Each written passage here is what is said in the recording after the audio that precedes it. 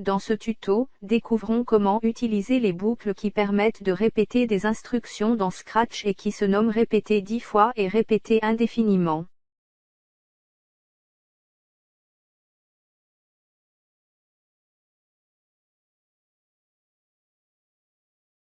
Dans cet exemple, voyons un algorithme qui permet de tracer un carré.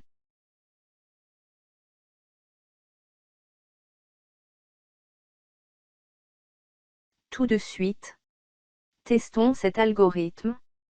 Nous voyons que le résultat obtenu est bien celui attendu. Revenons maintenant sur les instructions qui sont écrites ici. Commençons par lire les premières instructions. Tout d'abord, lorsque nous cliquons sur le drapeau vert, le stylo se met en position d'écriture. Puis le stylo avance de 100.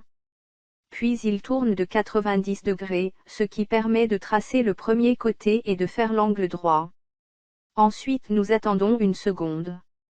Nous remarquons que ces instructions se répètent une deuxième fois, une troisième fois et une quatrième fois afin de construire les 4 côtés du carré. Nous remarquons que cet algorithme étant un peu long, il existe une instruction qui permet de le raccourcir. Cette instruction s'appelle répéter 4 fois. Je vais maintenant supprimer les blocs inutiles. Puis j'insère la boucle répéter 4 fois autour des instructions à répéter.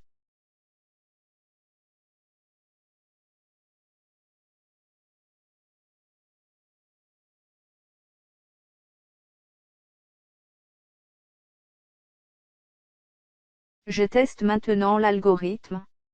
Nous obtenons bien un carré.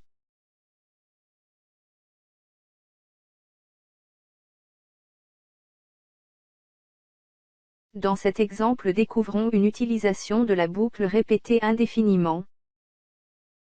Pour cela, commençons par analyser l'algorithme qui est écrit ici et qui aura pour effet de faire bouger cette balle. Tout d'abord, lorsque nous cliquons sur ce drapeau vert, le stylo se mettra en position d'écriture.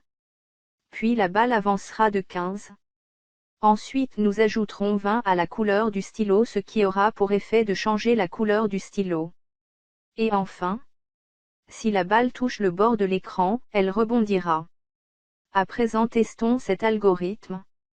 Testons-le à nouveau. Et recommençons encore. Nous constatons qu'une ligne colorée se forme.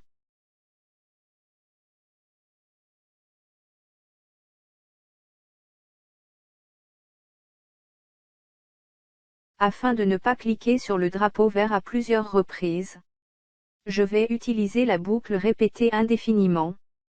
Pour cela, je vais placer la boucle répéter indéfiniment autour des instructions que je veux répéter. À présent, je teste l'algorithme. Nous voyons que la balle avance indéfiniment. Une ligne de couleur se forme, elle rebondit si le bord est atteint. Et cet algorithme s'arrêtera seulement si je clique sur le bouton d'arrêt.